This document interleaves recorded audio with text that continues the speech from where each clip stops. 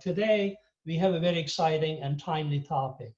The fall semester is only about a month away, and we're all thinking about our classes, our students, and given what's going on in the world, how we're going to adjust our teaching, our content, our pedagogy. So for those of us IB educators, I think it's important to think about how we incorporate the current issues into the content and how we perhaps change our teaching approaches. Some of us will be teaching online, some of us will be teaching in person, and some of us will be using blended mixed methods. So regardless of the platform, we all have to think about this issue.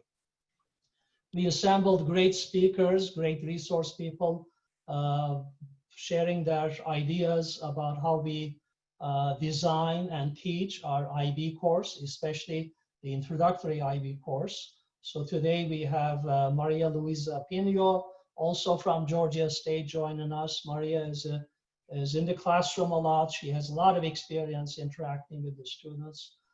She's also a PhD from Brazil. We have Professor Saeed Samiee.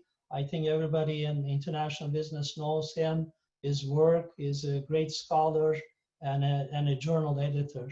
He's coming to us from University of Tulsa, Oklahoma. And we have, of course, Professor Manuel Serapio from University of Colorado, Denver, wonderful professor, good role model, and a fellow cyber director at the Cyber Center there. So I'll get started, and then I'll have Hannah, you tell me, you watch the clock, because we are all professors. We need reminders when our time is up. And today we have 4 speakers instead of 1 or 2. So it will be helpful. I think this is what I would do on day 1 when I meet my students. Given that we're living in very peculiar times, very challenging times, I think the first thing I would do is to have an honest conversation with my students about the world we are living right now. I think we need to acknowledge the emotional state of our students coming into the classroom this fall, which is not business as usual. This is very difficult times for adults like us. Imagine what it means for young people in their 18, 20 years old. So I think these folks, certainly our students, are feeling at a personal level a lot of anxiety, a lot of stress, a lot of uncertainty caused by the pandemic, along with the hardships, financial and otherwise, that they are and their families are experiencing. The other thing, of course, that is the other major trend in our society, in the United States anyway, we have people from all over in this call, is the heightened racial tensions. So we are calling for, the society is calling for greater inclusion, greater equity, greater diversity, and I think it would be helpful to acknowledge that as well and talk about perhaps your institution. What is your institution is doing about that? How does it help alleviate racial tensions and racial injustice that we find accentuated in our society right now? You don't necessarily make a political statement on that, but you acknowledge it. With this kind of honest conversation, I want to accomplish 3 things. I want to, first of all, acknowledge that this is reality. This is what's going on. I cannot go in there and start teaching international business like business as usual this semester. Okay? The world is very different right now. I have to acknowledge and talk about the pandemic and its impact on international business and society in general, our lives in general. And I also want to acknowledge heightened racial tensions. Secondly, I want to empathize. I mean, we are international business professors. So compared to our colleagues, we are the ones who talk about cross-cultural understanding, cross-cultural empathy. I think this is also important given who we are, what we teach. The third thing, so acknowledge, empathize. The third thing, help alleviate their anxiety, because they need you. You are the role models. So you need to provide some degree of assurance to them that things will be all right. This is a year or 2 years of difficult times. The job market will get better. They will have a great career ahead of them. So I think anything you can do to alleviate that anxiety will be very much appreciated. Maria Luisa, you've been thinking about this issue. I know you and I talked. If you can tell us what you would do what kind of a message would you communicate on day one with your students? Thanks, Professor, and thanks for everyone here and also to share, because I believe the challenges we are facing, it's really beyond everyone could ever imagine. And as Professor said, I have a different background. So I come from Brazil. I don't know how many economical crises that we had, but we never had like a health crisis like this. We never, I would say, we face diversity. I'm not going to say that there's no racism in Brazil, but I think we live everyone together in a very particular way that is not the common, unfortunately, everywhere. But I want to, especially to remind, because as a professors and teachers, we have a very, I would say, power in our hands. And the power is to lift people, you know. We have also the power, you know, to let them down. And what this means, as Professor says, and as any leader in an organization, we can steer to have differences in someone's lives. And I think students, no matter what kind of degree, they are looking at us professors as role models. But keep in mind, it's a good role model, but a bad role model too. They will see and say, hey, I would never do what this professor or this or something like this. So they are expecting you, and I think the expectations is a little higher than what we see normally, because they think you're going to memorize all their names by heart. They expect you to be 24/7. They think, you know, that class is the only one you teach. Doesn't matter, you know, if they send an email at 1 a.m. in the morning for you, they want a feedback from you. But I think, and they expect a full engagement for you, and don't be fooled, they know if you're not completely engaged on that. And I think on this, in certain times, as Professor said, and something that I think I use a lot with them is to really be empathetic and to gather their feelings, their emotions, what is going on. And the empathy will help, you know, to you to understand, to be sensible, and commission what are the feelings that I have, and why now it's more important than I would say in the past is because we need to expand this empathy, because we don't have a clue how the pandemic will go through, okay? We might know our lives, we might know family and close friends, but honestly, it's very difficult to reach and understand or together what they're doing. We don't know how tomorrow is going to be. So this is another challenge that they have, because really, we are living one day by a day in a very high speed velocity. So we need to be humble also to share with the students that we don't have all the answers. And what the best we can do is to show them that we are experimenting and we are learning through this experimentation, and we will try. I think this is an important be honest positive. about it. Yeah. Be honest. We will thrive on that, and they are learning some soft skills, very important on this, that I think no one would ever had a chance. Like they are learning new technologies or new ways of working. They are learning new problem solving, you know, in their personal lives, but also in college. I learned students came to me and say, hey, Professor, I don't want to get back. I want to wait 1 year, you know, maybe I don't want to have Zoom classes. And I say, why not? Why don't you try? If you don't like it, maybe you can drop it. Thank you, Maria. But try it. Maybe you're going to like it. Thank you so much. So Hannah, if you can show us the handout that we're sharing. So, okay, so we passed, I think we handled that day one.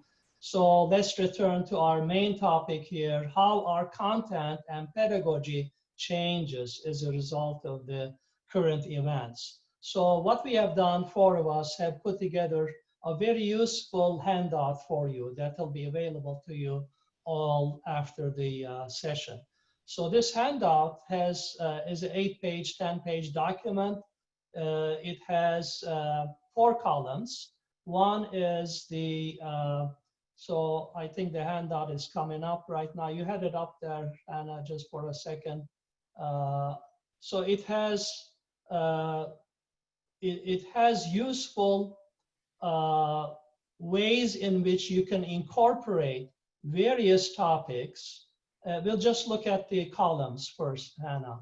If you go up, so there are 4 columns. The first column is the topic. That is, what topic is appropriate to fit into, bring into, integrate into your introductory course in IB or other courses in IB at one point in the semester, in the term. What are the key concepts that you'll be reinforcing? And what are the tools, pedagogical tools, readings, exercises, etc., that you'll be using? So this is a very helpful takeaway. With these webinars, we believe a lot in the importance of takeaways, something that you can take away and adopt and use in your own environment. So I think this will be very, very helpful to you. So we will go over this quickly. We will not necessarily share this on the screen so we can at least see each other, but this will be available to you. So I think we're good, Hannah. Thank you so much. So this is an extensive document. We have not only academic types of readings, but also a lot of practical, helpful readings, especially consulting company works, for example, McKinsey, A.T. Kearney, and other types of resources. So let me just begin and say that here's some key concepts that would be relevant in the discussion of international business. Obviously, the pandemic implies recession, and this one is going to be a prolonged recession, and it has a devastating impact in terms of magnitude, intensity, scope, and reach. So we need to talk about the impact of this and the fact that it's a black swan event, something that we have not seen before in terms of, there are other disruptions, right? Technology, trade disputes, protectionism, public hostility, causing disruptions. But when it's something like a natural disaster or infectious disease, it's totally unexpected. So we call these black swan events. And the irony here about this particular disruption is that the globalization, which has accelerated over the last so many decades, actually contributed to the speed with which the infectious disease has spread around the world. So the fact that people are much more mobile today, there's much more interconnectedness today, it meant that the COVID virus spread around the world. So it's kind of ironic that globalization contributed to the pace with which the disease has spread. So we talk about recession, we talk about the pandemic, we talk about globalization. And we remind our students that globalization has always had its peaks and valleys, phases over time, right? Acceleration, deceleration with key events. So here's a useful resource is actually McKinsey's Interconnectedness Index, which shows us that the world, this globalization in operational terms, means interconnectedness in different dimensions. Interconnectedness in trade, in services, in capital flows, FDI flows, people, mobility flows, data and technology. So there are many aspects of globalization. And you can go actually with the McKinsey Interconnectedness Index, you can go and see to what extent this particular pandemic has slowed down the trade in merchandise goods, trade and services, mobility, certainly, movement of people. Data and technology, for example, has accelerated. There's no slowing down. There's a lot more data, technology, information. Even when it comes to FDI, we've seen that FDI is coming into the United States. The United States still turns out to be the leading recipient of foreign direct investment. So, and then you can talk about what people say about the future of globalization. Many people are pessimistic. We'll certainly see the deceleration for a number of years, but in the final analysis, globalization is not going to disappear. It will reemerge in a new phase, in a new form. And when you look at the commentators, you see that comments like Well, the underlying drivers of the trend remain intact. Countries still needs goods, services, they still need the trade. States need natural resources. We need cheap labor. We need access to certain talents. We need access to capital and so on. And personal connections that we establish, businesses and individuals, family connections, for example, business connections will not go away either. So globalization will come back in a new phase, in a new form. So we can talk about peaks and valleys of globalization. Another topic I think appropriate is, and this will help boost the morale of our students, that not all the repercussions of the pandemic are negative, right? If you think about it, there's some silver lining in the pandemic. It's not all doom and gloom. The environment gets a breather. So we are enjoying a much cleaner environment around the world. We have much more respect for science and technology. Virus has given us a perspective. We know that we expect a lot from science and technology. Innovation, R&D gets a boost. AI has already improved performance of various industries, transformed industries actually, such as in transportation, retail, automotive, and so on. We're going to continue to see more of that. And also another positive outcome of the pandemic is that individuals and businesses are learning that we can stay productive while working remotely. You see every day one company after another saying that, hey, our productivity of our people has not necessarily suffered. We're going to continue to work remotely. There was another company today that announced that's the platform that they're going to use into 2021. And then another positive outcome, I think the local safety nets, social networks gained importance, community level, grassroots level, interdependency and safety nets have grown in this period. So there's also the topic of megatrends that you need to introduce. Obviously, globalization is a megatrend. Technological advances is a megatrend, along with other megatrends that we talk about in our classes. The emergence of middle class in emerging markets, the rise of middle class, urbanization, environmental degradation, income inequality. These are all megatrends, which are major shifts, events, trends that are of global scale and sustained events. They always impact international business activity. So you can talk about megatrends, and this recession is the pandemic, and the recession that it causes is just an example of a megatrend. When we talk about megatrends and disruptions, of course, the next big topic is risk management. And you can share with your students, we have included several readings there, references and exercises, by the way, that you can use. In this handout, there's actually 2 handouts that you'll be receiving, some classroom exercises as well. But you can tell your students that in this environment, risk management, risk mitigation has now climbed up to the top of the organization. So it's the #1 issue that senior management and boards of directors are concerned about today. So you can remind them our traditional risk framework, political risk, currency risk, cross-cultural risk, commercial risk.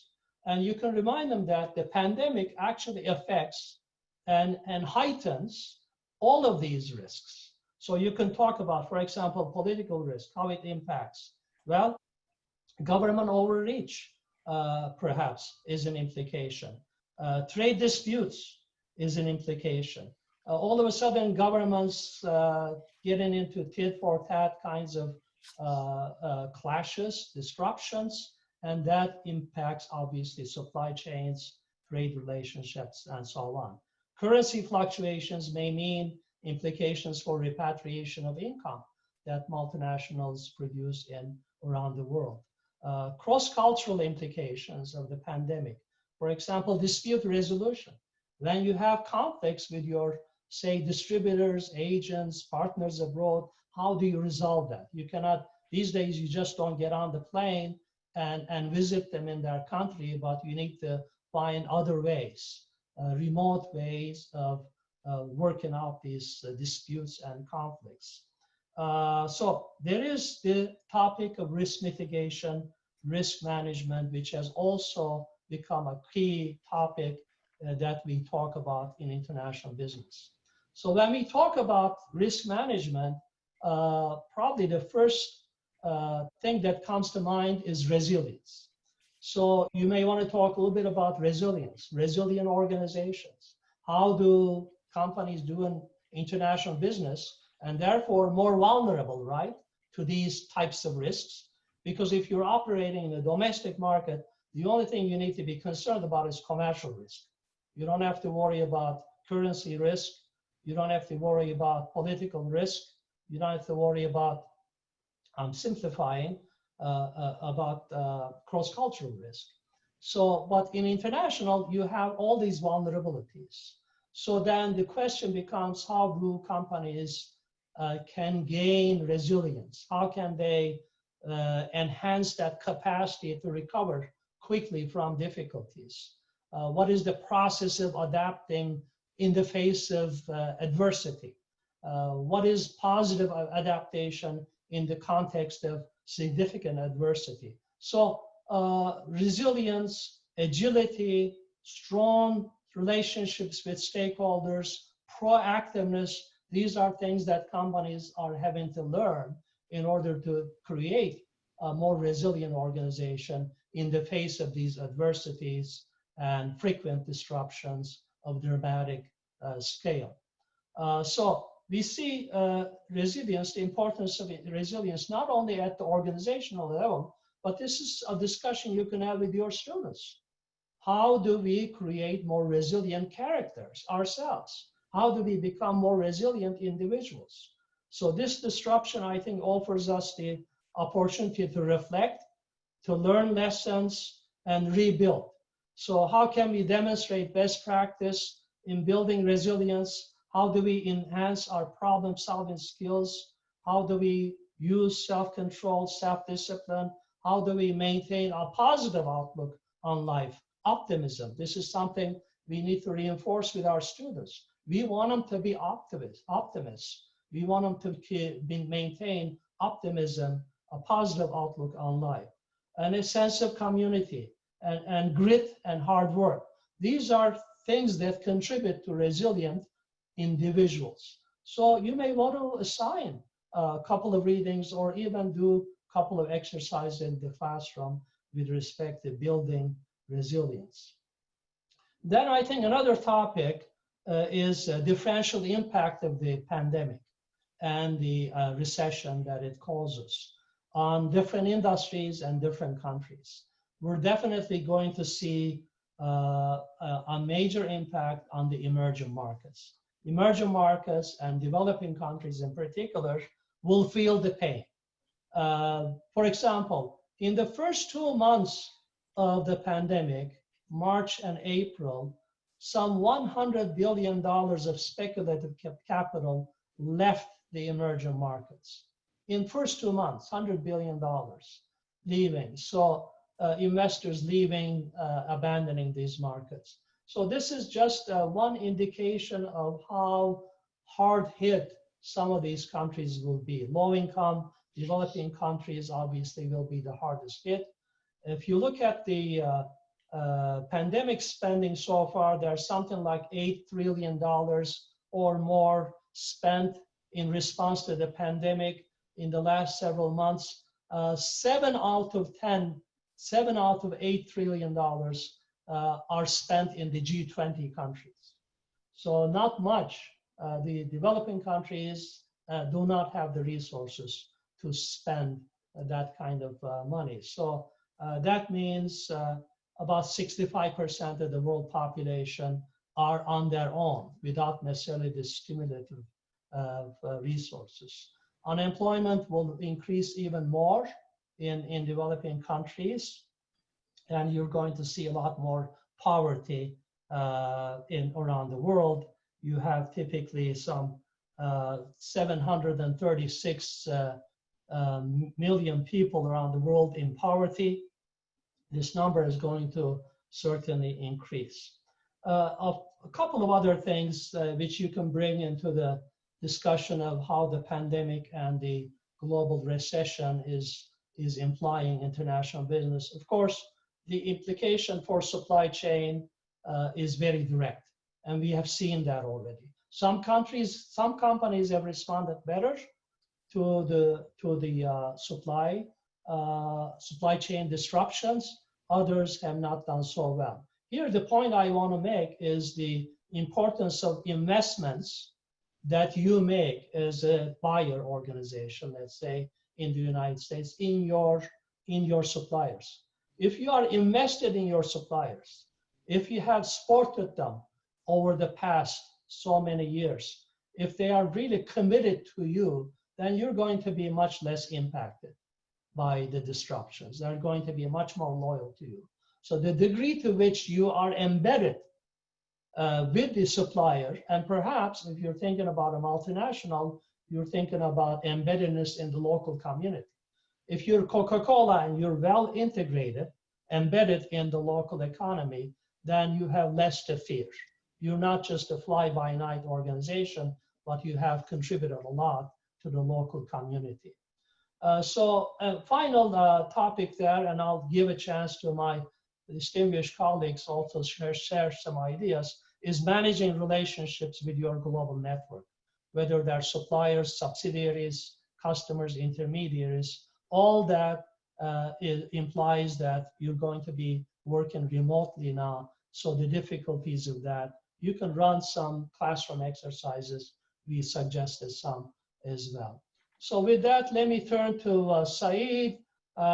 Saeed, Manuel, and Maria Luiza are waiting patiently, and let's have them share some ideas with us as well. Saeed, thank you. All right. Thank you, Tamer, and hello from Tulsa, Oklahoma. I think Tamer really provided a very insightful overview of various issues. Let me add very quickly at the outset sort of my addition to what he had said. Really, in many ways, it really overlays what he has said. It's basically, at least in the United States, but I know this is also the case elsewhere, a lot of youngsters and really a lot of people around the world are getting mixed messages in a variety of ways in the current environment. And so I think this adds to the level of anxiety that Tamer referred to. So I think whatever we can do to sort of quiet this anxiety and give it some order, I think would be very helpful. This mixed messaging is really not very helpful to our students. And of course, this has created a lot of havoc for a lot of students. I know we have youngsters in the family that are applying for college, and of course, all college visits in the United States, which is traditionally students go and visit colleges, were canceled. Actually, I don't know of one that was not canceled. And this has really created some uncertainty about the future in many respects, and that includes what Tamer referred to in terms of job markets and futures. And I think if we can build in this reinforce the fact that we are strong, that things will get back to what we refer to as normal, but not the old normal necessarily, as I'll highlight in my comments. So this would be very helpful. And so with that, I think in terms of how to manage the course itself, other than the psychology of the student psyche, is one of the things that I've observed in our interactions, really starting this spring when everybody went online, is the information management skills on the part of the students needs to be reinforced and managed to the point where they can handle information flow from a variety of courses. And here, I'm not even talking about necessarily the substance. The substance is, of course, archived in terms of lecture notes and in terms of recordings and recorded sessions and live sessions as we do.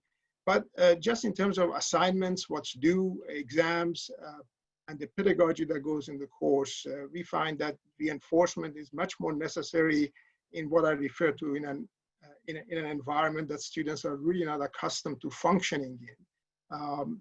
It's not the organic old form anymore. It's we're looking at a situation where information flow is not as easily available.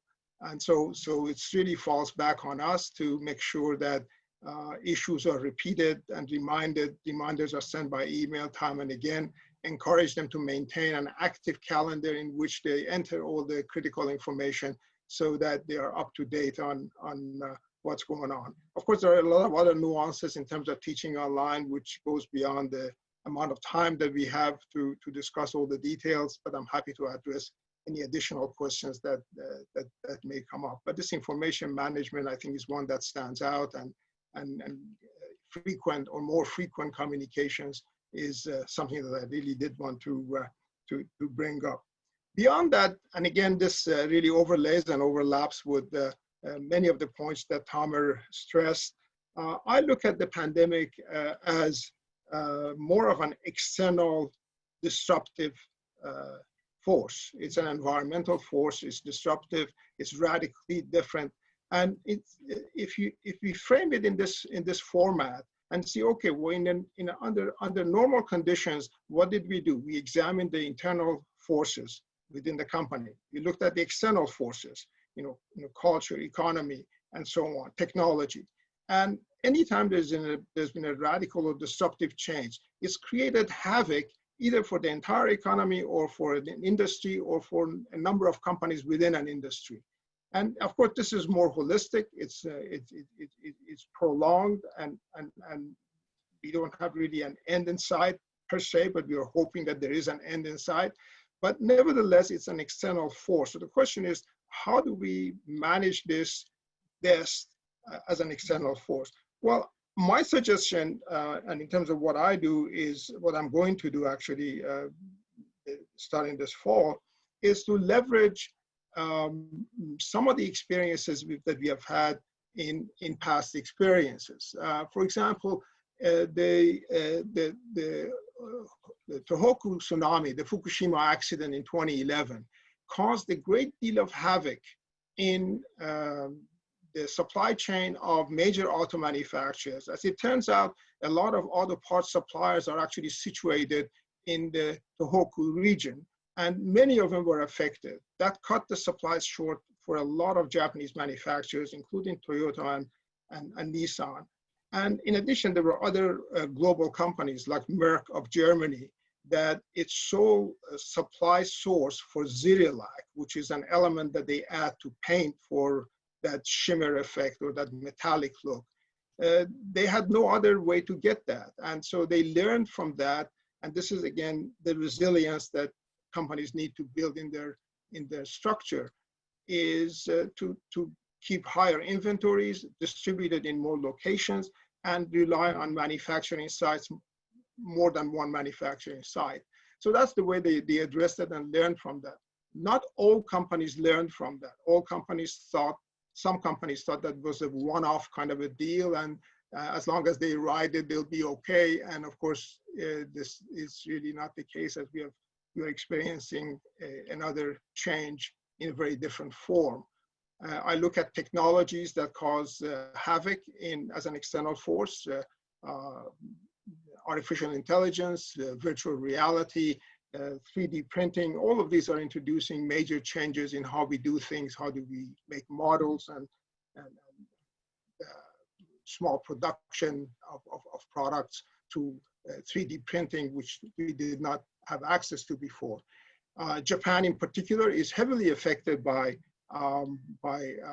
the radical changes, and they're on track to reduce the number of tasks by 27% by 2030, and that is on track. And I think there are 45 to 49 age group would be a significant job loss in that category. But of course, in Japan, in order for them to have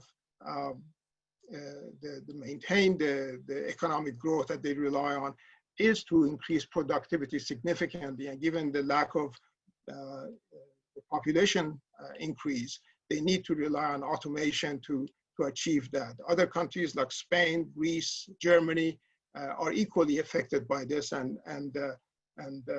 So again, this external force is a good way to frame some of the events that we are currently facing, and I would encourage everyone to consider that as a possibility. As a part of that, we are seeing a situation where global supply chain, also a topic that was touched upon by Tamer, is going to be significantly affected. Where do we get this the material that we need? We need to be really sensitive and stress the fact that building strong supply chain relationships is really important. But at the same time, remembering that those individuals in the supply chain are equally affected as we are. But the strength of the relationship is going to determine how well we're going to ride this wave or this period of uncertainty. And companies have learned, again, through a range of radical and disruptive changes from 9/11 to the 2008 global financial disaster that we faced, and they've learned how to ride this. And I think this is going to have to be framed the same way. The pandemic in particular has been very stressful and very difficult for retailers. Of course, retailers have been facing significant challenge, as I think our next speaker would touch on or allude to. And many of them have gone out of business, but it also forced many of us that would normally purchase groceries online rather in stores to move online. As a result, that's given rise and rapid rise to companies that were were born to be online grocery shopping, like the Chrono Drive in France, the Ocado in the UK, that are just huge automated warehouses that all that they do is distribute products to households with online orders. It's a phenomenal operation that I encourage everyone to sort of research and find out more about if you haven't already experienced them. And this sort of thing is not going to come back. Then I'm going to move on to the next topic, which is very quickly, I think I'm running out of time, is to look at FDIs. Again, that's a topic that was mentioned earlier. And the FDI is going to see a significant decline. The RBA reports indicate that the top 5,000 MNEs are going to experience about a 36% drop in earnings, that the FDI is going to see a global reduction of around 40% this year and another 50% next year. So it'll take time for it to come back. And as Tamer pointed out, I think the poorest of the economies are going to be hurt the most. Even though they are not a big recipient of the FDI, they really rely on those FDI dollars and investments for jobs and economic growth, much more so in relative terms than do stronger economies like the US or Western Europe. And with that, I'm going to stop and turn it over to Manuel, who will continue this discussion. Thank you, Saeed. Thank you so much. Thank you, Saeed, and Tamer, thank you very much for the invitation to participate in this webinar. At the business school at the University of Colorado, Denver, our international business curriculum, at the undergraduate level, we have two courses, the Environment of International Business and Operations of International Business. And at the graduate level, similarly, we have two courses, International Business or Introduction to International Business and International Entrepreneurship. And an overarching or a theme, focus area shared by all of these four courses is the study of international business from the context of digital globalization or globalization 3.0. And so this is very relevant to the topic that I would like to address today, which is the focus on global e-commerce. So Tamer and Saeed mentioned the slowdown, if not the sudden stop in international business activities or business activities cross-border. But there is one exception, and that is global e-commerce. Even before the pandemic, global e-commerce has already been, increasing. We'll not have time to go through the statistics, but just to go through a few things. In 2018, e-commerce was about $4.4 trillion. It was up 16% from the previous year. And cross-border e-commerce was about 400 billion out of these 4.4 trillion, and it was up by 7%, from the previous year. 23% of online shoppers were already doing cross-border online shopping, and that was up 17% from 2016. And I don't have these stats in the figures, but this is I've shared this with you in the resources that I have provided to you. And most recently, according to several consultancies, this cross-border transaction is up double digits, at least over 10%. What has happened during the pandemic was that there was a shutdown or slowdown. And then what happened was there was an increase in transactions related to non-discretionary items. But then once things recovered, there was an even greater increase in transactions in discretionary items. So bottom line is global e-commerce has increased even during this pandemic. So what does that mean for teaching international business? So this is the opportunity side of things, not just the challenge side of things, but the opportunity side of things. If we can go to the next slide, Hannah.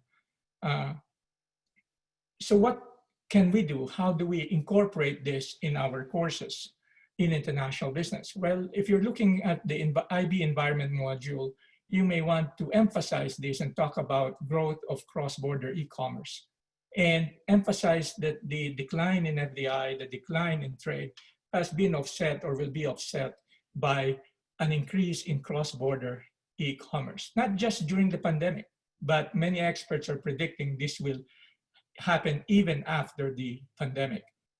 You can talk about trends and developments, in global e-commerce by country, by region, by industry, and by sectors. So it's very interesting. For example, in the Middle East, shortly after the lockdown was eased or more opening, took place, there has been a surge in cross-border transactions in the Middle East.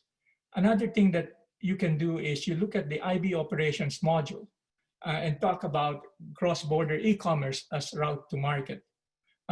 We can address different types of cross-border e-commerce. This D2C, direct to consumer, is actually increasing most significantly, in this space. Talk about different types of digital sales channel, digital marketing, different technologies driving global e-commerce and opportunity exploration and exploitation in the global e-commerce space. So this is a way to deal with this in a general way. At our university, we look at this in our international entrepreneur course and dig deeper in terms of what you can do to impart understanding among your students of this particular development. So what I've done is I've given you about a dozen resources that you can use to incorporate this in your course. So one thing that I do is shortly after, telling the students what Tamer mentioned, earlier, to talk about we're living in a different world, there are risks, there are challenges, is to emphasize the opportunity side of things and to incorporate a little bit of fun in the course to start, to count things down, to make things a bit more exciting. So, for example, I use a case. It's actually from a series of articles on K-pop. So I incorporate music and to start. And K-pop, especially among undergraduates, has become quite popular. But they too face a challenge. And so what did they do? They turned this challenge into an opportunity. So they came up with a new route to market, which is immersive virtual concerts. And what do you know? BTS, for example, in its most recent concert, had 750,000 people attend the concert, and they earned $20 million from this concert. So turning an opportunity or turning a challenge into an opportunity. So I've shared with you a number of resources, but I'll stop here. Want to give the additional time to my colleague Maria. Well, thanks very much. And on the sake of time, honestly, I will focus only in one of the exercises. So if Hannah, you just change the slides, because on the handout, I gave you 3 exercises, and I structured them in a manner that you can apply for different types of sessions. So I went a little bit more in detail on how to apply that, and also in terms of audience deliverables, and the learnings. I cannot deny my learning and development corporate background. So, but keep in mind that this, using our soft skills of flexibility, adaptability, you should reflect. Come back on the first one, please, Hannah, just the one. And why? Because I have a background in psychology. So for me to talk about emotions or to do exercises like this, I feel very comfortable, especially because I know my limits, I know my boundaries, and I also know how to react if we are in a risky condition. And this exercise is actually an exercise that you can use in several situations, in entrepreneurship, in ventures and new product launches. And is a strategic thinking exercise, especially to help them envision their future. So the idea is really to bring them and think about it. Okay, you are in a real reality and you're doing international business courses, so you have no idea how it's going to be your future, right? They came to college in one context, they have a completely different and new context on that. But they want to go to the job market, they want to make money, that's why they were in college, so we cannot forget about that.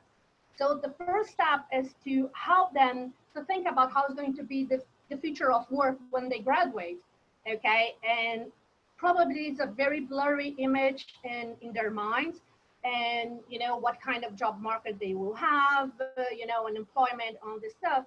But this will help them, to the simulation, the role playing, it will help them to structure a little bit in their mind. And actually the idea is to, not in their mind also, is to draw. So these images that you see, for example, and I think you can use that with the students, is to ask them to draw, to use games that they like to use it. So this was my daughter using the Sims game, she's 13 years old. So if you look at the image, I think it's quite traditional what she did. I didn't do the exercise with her. She's too young for that. She will face this problem in a few years, not now. But this will help them at least to give like a scenery, to have an image, how can be their workplace in the future, okay? And with this picture, they will need to think about in the environment and think about what are the skills, the hard and soft skills that they will need to thrive in this scenario. Do they need to speak other languages? Do they need to learn new technologies? Do they need to learn, I don't know, Python or whatever new elements, AI or, machine learning that they can learn? So the goal is at the end, they will have 2 deliverables for you as a professor. So one, they will have the image, how they think it's going to be the workplace in the future, but they will give you also the list of the skills that they will need to thrive. And your job as a professor, and this is our, skill as a role model and help them to thrive in their future, and especially that they can do a better future, so we can have a better world in the future, is to do the connection with the list of elements, skills, hard and soft, and maybe there's competence that they don't think is related to international business. So you do the bridge between those concepts, and how, when you're teaching in classroom, how they're going to reach their final goal, and how this is going to help them in their future and how they are going to thrive.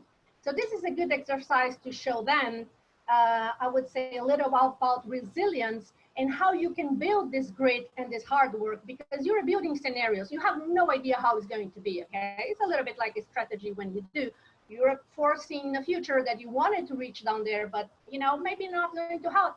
but at least they have the resources to think about, well, yes, I can build my own future. I can build how, what I want it to be, even in the job market, but as an entrepreneur, and giving them those alternatives. And you as their coach, you need to do this link and show them how the skills they're learning in classroom, doesn't matter if it's online or offline, how they are going to be. Maria, your next exercise is also very helpful. Can you talk about that? Yes, I can talk very briefly, because this is more, I would say, a case practice, case study to show how firms respond in terms of prices, but also in the government intervention situation. And particularly on the medtech industry, I think we never heard about ventilators as we heard so much in March and April on this reality this year. And it's quite interesting to see that, Argentina, an emerging country, they have two strong medtech companies. One is TechMed and the other, I just forgot the name. And this is actually a debate based on this article, okay, about these medtech companies in Argentina. And the goal is for them to obtain, introvert, and use this knowledge facts to keeping with current global events. So the debate, the idea of the debate is to divide them in three groups. Again, you can do online, offline, synchronous, face-to-face. So you have one group representing the firm, TechMed, because TechMed needs to decide how it's going to respond to this government intervention. And the government intervention, just to give you the context, they decided that they cannot export anymore, although TechMed, it were a global market competitor and a very high level tech, industry and high regulated industry. And then you have two groups that's going to represent one, it's in favor of the government, and the other one against. And you're going to say, hey, you cannot be against the government intervention. Well, you cannot change what you're doing, but you can change how you react to that intervention. So the goal is really to give these exercises, and especially to show that the pandemic, even if it sometimes really shows very hard and very heavy on us, that you can thrive and you can find alternatives and how you're going to do that. Those are skills that we need, and it doesn't matter if you have your own business or if you are, working for some companies online or offline, right? You're working at home or not. But those are skills that you need to develop as a critical thinker and challenging the situations that you have in your hand and how you're going to manage. This is actually a good transition to some of the comments and questions we have from the participants. Again, thank you all for being here. But Luciano made two comments. One of them actually related to what you're talking about, Maria Luisa.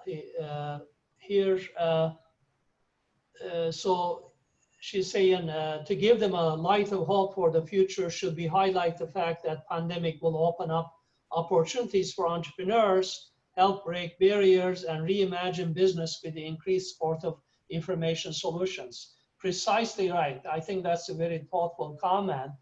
This relationship between opportunity and entrepreneurial activity is definitely very strong, very robust, and they go hand in hand. Even though our spending capacity of consumers is going to be limited, is going to be hampered, the entrepreneurial initiative is still there, is still very strong, very robust.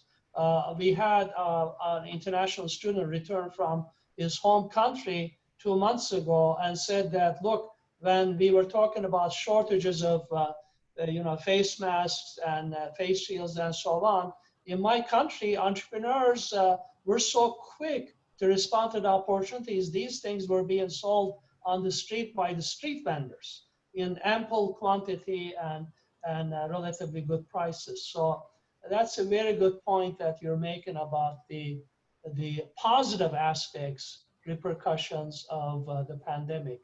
And also Luciano says, would it be a good idea to help them understand they will be the managers of the future, and therefore we encourage them to start showing leadership in campus now, showing increased moderation, temperance, and good judgment, and when it comes to social distancing and outdoor activities. It's also a very, very good point.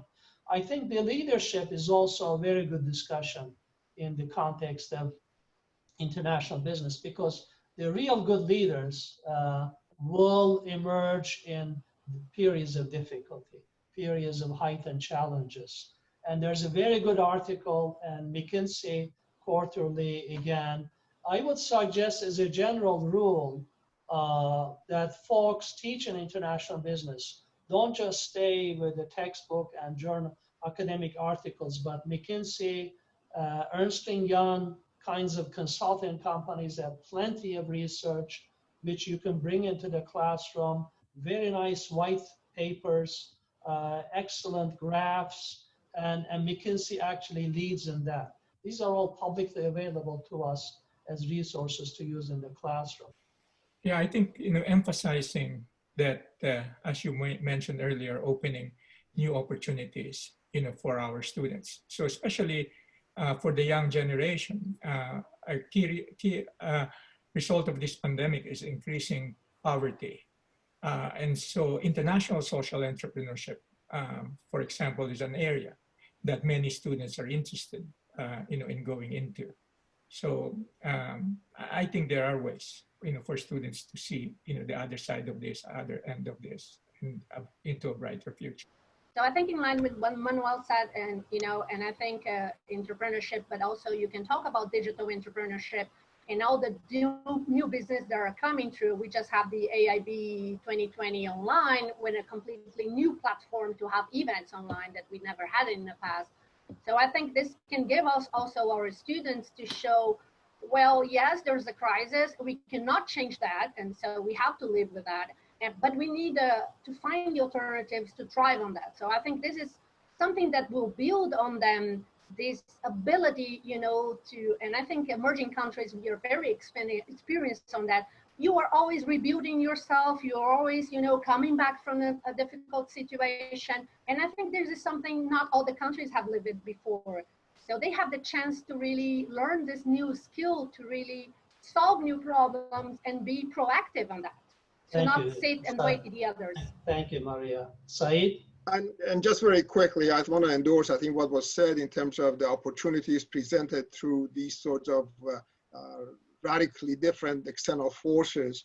But one thing I would add is that as you look at the consulting firms' reports and many other experts, they stress the need to have a task force that's ongoing, that deals with these sorts of events on an ongoing basis, and not set up just for the COVID-19, but for any disruptive change, and continue to leverage that.